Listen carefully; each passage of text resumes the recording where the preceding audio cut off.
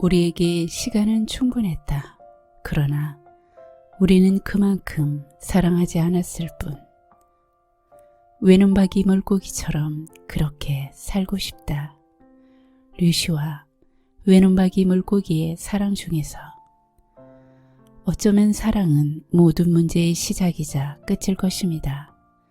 충분한 사랑은 우리의 날개가 되어주지만 사랑의 결핍은 족쇄가 되기도 합니다.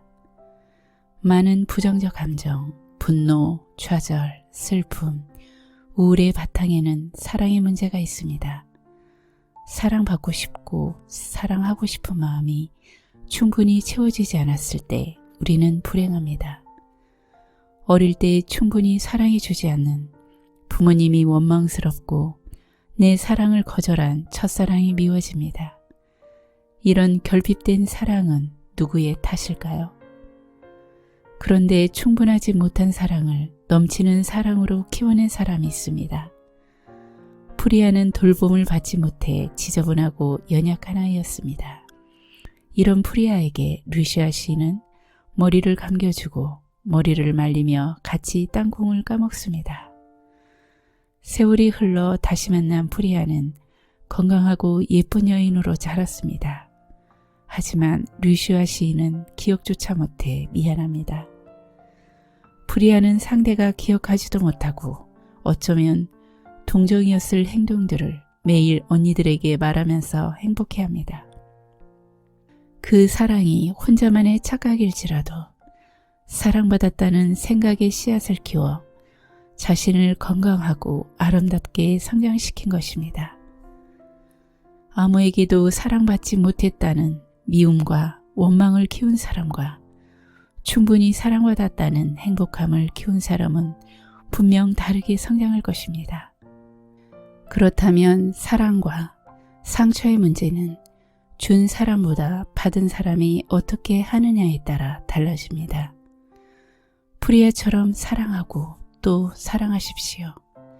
이제 프리아의 사랑을 만나러 한 개의 기쁨이 천 개의 슬픔을 사라지게 한다의 내용을 펼쳐보겠습니다. 구독과 좋아요, 알림 설정은 저에게 큰 힘이 됩니다.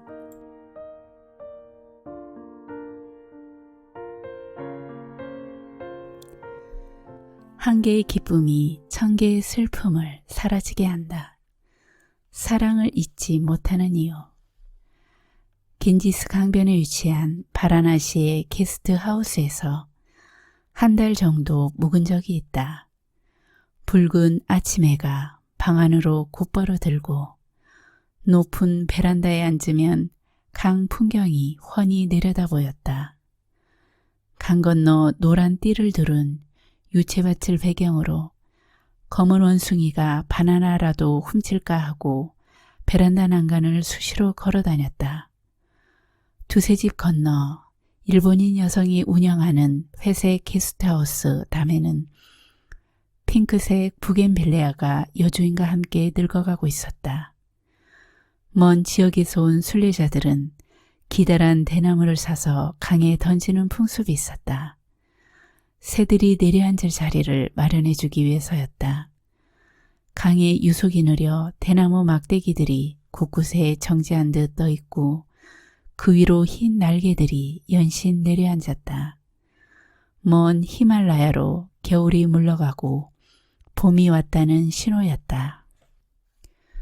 그 구미쿠 게스트하우스 옆 여러 세대가 새들어 사는 낡은 건물에 프리아라는 이름의 어린 여자아이가 있었다. 프리아는 사랑스러운 소녀라는 뜻의 흔한 이름이다.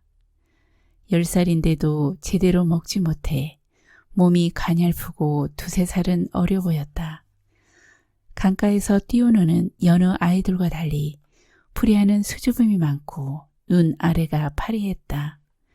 어쩌다 보니 나와 가까워져서 나는 종종 강가 계단에 프리아를 옆에 앉히고 땅콩을 사서 나눠 먹거나 주인 없는 개들에게 비스킷을 던져주곤 했다. 프리아의 머리가 늘 부스스해서 하루는 내가 게스트하우스로 데려와 샴푸로 머리를 감겨주었다. 헤어 드라이어는 필요 없었다. 봄의 시작을 알리는 축제도 지나서 뜨거운 태양이 금방 말려주었다. 어느덧 프리아의 머리를 감겨주는 일이 일과가 되었다.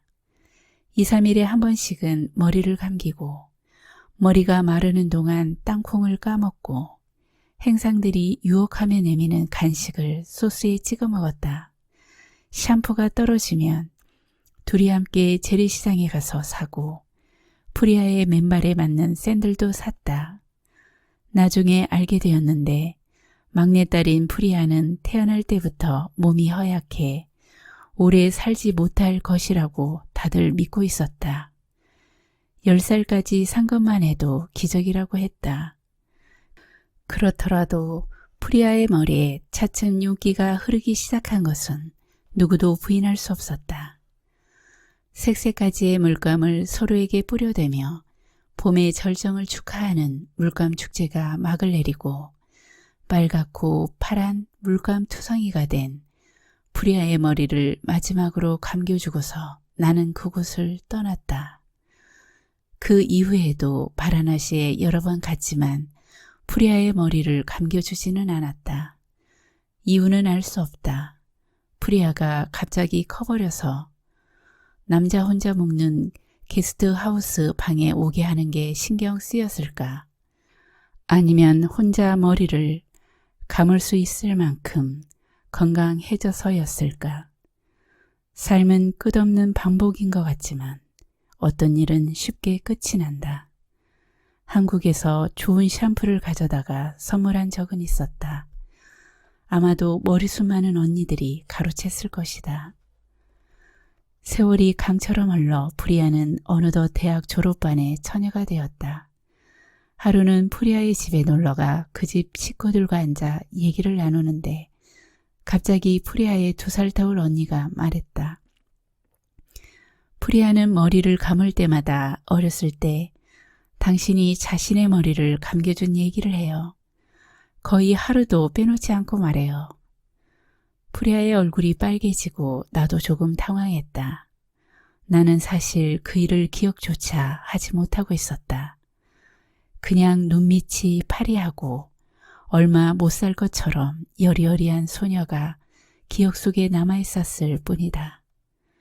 건강하게 성장한 프리아, 흑발에 머리를 길게 따내린 어엿한 처녀가 내 앞에 앉아 있었다. 이제는 다른 사람의 머리를 감겨줄 수도 있는 프리아가. 우리는 불확실하게 존재하다가 사랑받음으로써 비로소 확실한 존재를 인정받는다. 폴 오스터는 소설 달의 궁전에서 이렇게 쓰고 있다. 나는 절벽 가장자리에서 뛰어내렸지만 마지막 순간에 무엇인가가 팔을 뻗어 허공에 걸린 나를 붙잡아 주었다. 나는 그것이 사랑이었다고 믿는다. 사랑이야말로 추락을 멈추게 할 수 있는 중력의 법칙을 부정할 만큼 강력한 단 한 가지의 것이다. 우리는 사랑을 한다라고 말하지만 실제로는 사랑을 사는 것이다. 나는 내가 강한 사람이지만 동시에 약한 존재라는 것을 안다.